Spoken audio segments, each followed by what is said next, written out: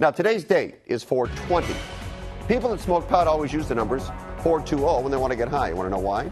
Turns out a group of high school kids in Northern California in the 70s used to gather in an unguarded field at 420 to smoke marijuana, or so the story goes. In November, California residents will have the chance to vote to legalize marijuana. If that vote was held today, according to a new poll, it'd be voted down. According to a CNBC AP poll, 33% would vote yes, 55% would vote no.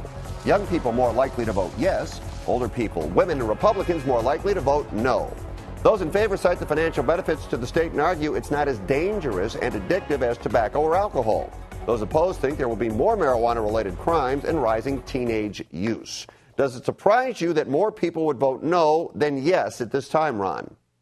It doesn't surprise me. You know, I think what happened in L.A. with 800 to 1,000 pot shops really discredited the medical marijuana storyline. Everywhere I go, people have pretty much accepted medical marijuana makes sense. If it makes people feel better, relieves their pain, lets them sleep at night, whatever it is, people accept that if you have some kind of serious, genuine medical condition, that if you get relief, it's a good thing. It's probably better than a lot of the heavy drugs that people get prescribed.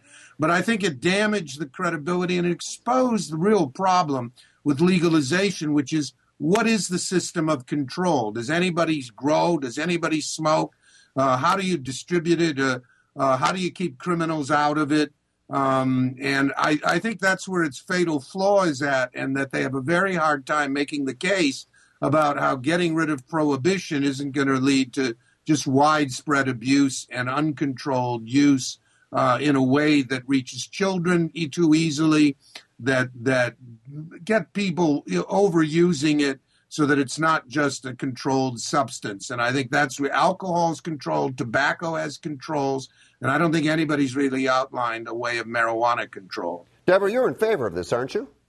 I was in favor of it, and I still am, because it's not about legalizing it. It's about actually taking it and regulating it. And the thing is, marijuana has been around forever. People have been smoking pot. Those that are going to smoke pot will smoke pot for medicinal reasons or otherwise. And it's a matter of saying, look, this is in our society. It's been around forever. If kids want to get a hold of it, they will. If there are plenty of pot dealers. But if there is a way of saying, okay, you know what, we can regulate this and really come up with a system of regulating it and taxing it.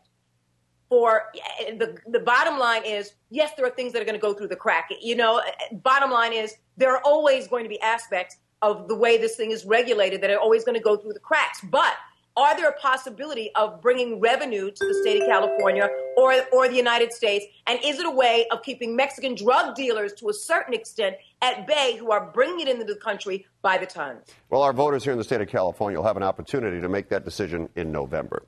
All right, tough to get Laker tickets. A lot of people can't afford them. What would you do for tickets? Would you do anything? Would perhaps you barter your own wife? Take a look at this. Here's a posting on Craigslist. Now, it may be tough to read for you, but let me help you out. It says, the wife and I are big Laker fans, but don't have any funds to attend a game. Would be willing to trade a couple of tickets to the playoffs for a night with my wife.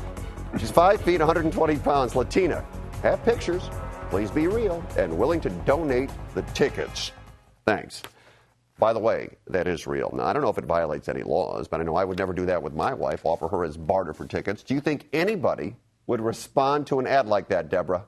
Well, first of all, I'd like to say that I'm not just an actress. I'm not just a prostitute. I just play one on TV.